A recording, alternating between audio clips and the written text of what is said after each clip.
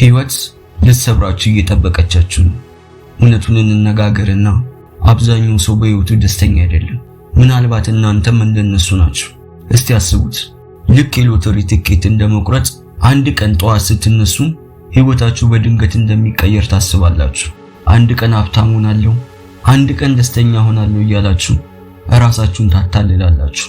ይሄ ግን ቅዠት ነው። ህይወት ለደካሞችና ለእቅድ አልባዎች ምህረት የላትም። ዝም ብላችሁ ስለኖራችሁ ብቻ የምትፈልጉት ነገር ወደ እናንተ አይመጣም። እንዲያውም ካልተጠነቀቃችሁ፣ ህይወታችሁን በስርዓት ካልመራችሁ በድህነት በንቀትና በተስፋ መቁረጥ ህይወታችሁን ትመራላችሁ። ችግሩ የእናንተ ጥፋት አይደለም፣ ግን የእናንተ ኃላፊነት ነው። ማንም ሰው መጥቶ የስኬት ካርታው ይህ ነው ብሎ አይነግራችሁ።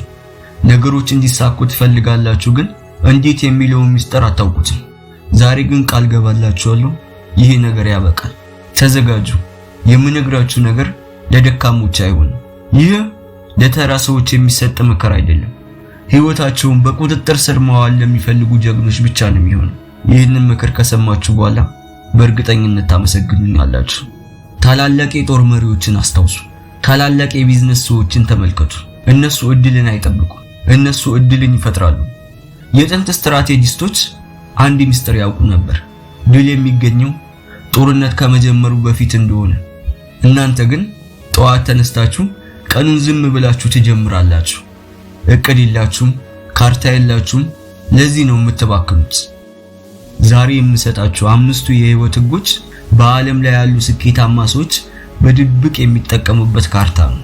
ይህንን ካርታ ከተከተላችሁ ማንኛውንም ነገር ማሳካት ትችላላችሁ።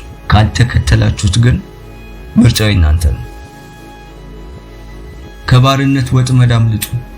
ብዙ ሰዎች የሚኖሩት ኳድራንት 1 በሚባለው የሲኦል ክልል ውስጥ ነው። ይህ ክልል አስቸኳይና አስፈላጊ ነገሮች የተሟሉበት ቦታ ነው። እዚህ ክልል ውስጥ ቀኑን ሙሉ እሳት በማጥፋት ታሳልፋላችሁ። ይህን ስራ ቶሎ ልጨርስ፣ ለዚህ ሰውዬ ኢሜል ላድርግለት፣ የቤት ክራይ ልክፈል እያላችሁ ስትሯሯጡ ትውላላችሁ። ይህ የፋብሪካ ሰራተኛ አስተሳሰብ ነው። አለቃችሁ ሲያዛችሁ ትሮጣላችሁ። ከዚያም ደግሞ ወደ ኳድራንት 4 ትወድቃላችሁ። ቲክቶክ ላይ ጊዜያችሁን ታጠፋላችሁ፣ ቲቪ ትመለከታላችሁ፣ ትተኛላችሁ። ከዚያ እንደገና ወደ እሳት ማጥፋት ትመለሳላችሁ። ይህ የባርነት ህይወት ነው።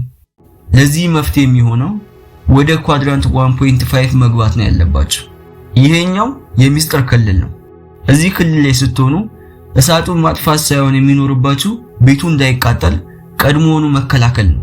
ስኬታማ ሰዎች የፋብሪካ ሰራተኞች ሳይሆኑ የፋብሪካው ባለቤት ናቸው። የጄነራሉን እይታ ተጠቀሙ። አብዛኛው ሰው ህይወቱን የሚኖረው ከታች ወደ ላይ ነው። ዛሬ ምን ልስራ እያላችሁ ታስባላችሁ። ይህ ግን በፍጹም ስህተት ነው። ትክክለኛው መንገድ ከላይ ወደ ታች መመልከት ነው። እስቲ አንድ ደመናን በሰማይ ላይ አስቡ። ያ ደመና የእናንተ ትልቅ ህልም ነው። አብዛኞቻችሁ ግን የምትሰሩት ስህተት ደመናውን ብቻ እያያችሁ ትኖራላችሁ። ግን በፍጹም እንደዚህ አታድርጉ። ከዚህ ይልቅ ከደመናው የሚወርዱትን የዝናብ ጠብታዎች ተከተሉ። ዶክተር መሆን ከፈለጋችሁ ይህንን ስቴፕ ተከተሉ። መጀመሪያ ጥሩ ውጤት አምጡ። ከዚያ ደግሞ ለኢንተርቪው የሚያዘጋጃችሁ ሁሉ ነገር ፕሮሰስ ጨርሱ። ከዚያም ማመልከቻ አስገቡ። ኢንተርቪውን ለማለፍ ደግሞ ጥሩ አለባበስ፣ ጥሩ ንግግር፣ በራስ መተማመን። እያንዳንዱን የዝናብ ጠብታ ወደ ታች ተከትላችሁ እያንዳንዱን ስቴፕ ጻፉት። ካርታችሁ ላይም ከላይ ወደ ታች ሳሉት። ግልጽነት ኃይል ነው። የምትሄዱበትን የማታውቁ ከሆነ የትም አትደርሱ። የሰባቱ ቀን ጦርነት። ትልቁ የሰው ልጅ ጠላት ጊዜ ያለኝ የሚለው አስተሳሰብ ነው። በአንድ ወር ውስጥ አንድን ነገር እሰራዋለሁ ካላችሁ በፍጹም አትሰሩትም። ለአንድ ወር ሙሉ ትተኙና የመጨረሻዋ ቀን ስትደርስ ትረበሻላችሁ፣ ትጸጸታላችሁ። ለዚህም ነው የሰባቱ ቀን ጦርነት ህግን መጠቀም ያለባችሁ። ማንኛውም ቀን የ7 ቀንና የ1 ሳምንት ገደብ ሊኖረው ይገባል። አንድ ወር በጣም ረጅም ነው። አንድ ቀን ግን በጣም አጭር ነው። 1 ሳምንት ግን ለውጥን ለማምጣት ትክክለኛው ጊዜ ነው። ለምሳሌ ኢንተርቪው ለመዘጋጀት እያሰባችሁ እንደሆነ አስቡ። ሳምንት አንድ ላይ ምን ታደርጋላችሁ? ስለ ኩባንያው ታጠናላችሁ። ሁለተኛው ሳምንት ላይ ደግሞ ንግግርን ትለማመዳላችሁ። ሶስተኛው ሳምንት ላይ ደግሞ ከ10 ሰዎች ጋር የልምምድ ኢንተርቪው ታደርጋላችሁ። እያንዳንዱን ሳምንት የሙሽራት ጉዳይ መሆን አለበት። ራሳችሁን ውጥረት ውስጥ ክተቱ። ያለ ጫና አልማዝ አይፈጠርም። ያለ አስቸኳይ ስሜት ውጤት ስለማይኖር ማለት ነው። ጭራቁን ግደሉት። ቀናችሁን እንዴት ትጀምራላችሁ? ስልካችሁን በመነካካት፣ ኢሜይልን በማየት ወይስ ደግሞ ቀላል ስራዎችን በመስራት? እነዚህን ነገሮች የምታደርጉ ከሆነ የደካማነታችሁ ምልክት ነው። ቀላል ነገሮችን በመስራት ራሳችሁን የሰራው መሰለኝ ብላችሁ ታታልላላችሁ። ችግሩ ግን ዋናው ህልማችሁ በቦታው ቆሟል፣ አልተንቀሳቀስም። እንግዲህ ህጉ ይሄው ነው። ጠዋት እንደተነሳችሁ ጉልበታችሁ ሙሉ በሆነበት ሰዓት በጣም ከባድ የሆነውን በጣም የሚያስፈራውን ስራ መጀመሪያ ግደሉት። ለህልማችሁ በጣም ወሳኙ ሰዓት የጠዋት ስራ ነው። ቀጣዩ ስራ በጣም ቀላል ነው። ኢሜይልን ማየት፣ ስልክ መነካካት፣ ወሬ ለቀኑ መጨረሻ ሰዓት ስጧቸው። ቀኑን በድል ከጀመራችሁ ትልቁን ድንጋይ ካንከባለላችሁ ትናንሽ ድንጋዮች በጣም ቀላል ናቸው። ቀናችሁን መድረስ ለምትፈልጉት ነገር መጀመሪያ መስጠት አለባችሁ። ትናንሾቹ ደግሞ ቀስ በቀስ ይከተላሉ። ጨካኝ ጽናት። እቅድ ማውጣት ቀላል ነው።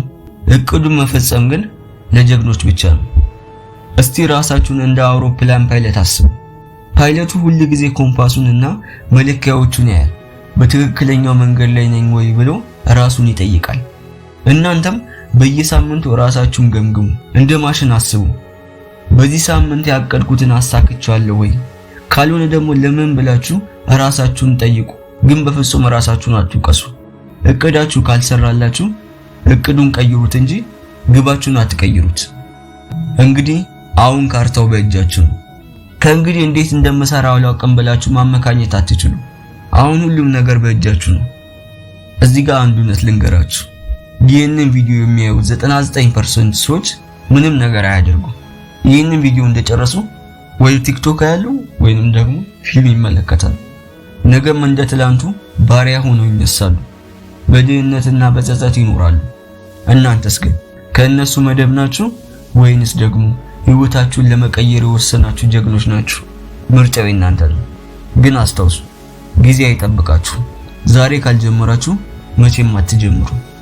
እስከዚህ ድረስ ከሰማችሁኝና ህይወታችሁን ለመቀየር ቁርጠኛ ከሆናችሁ የኛ ፋሚሊ በመሆን የለውጡ አካል መሆን ትችላላችሁ።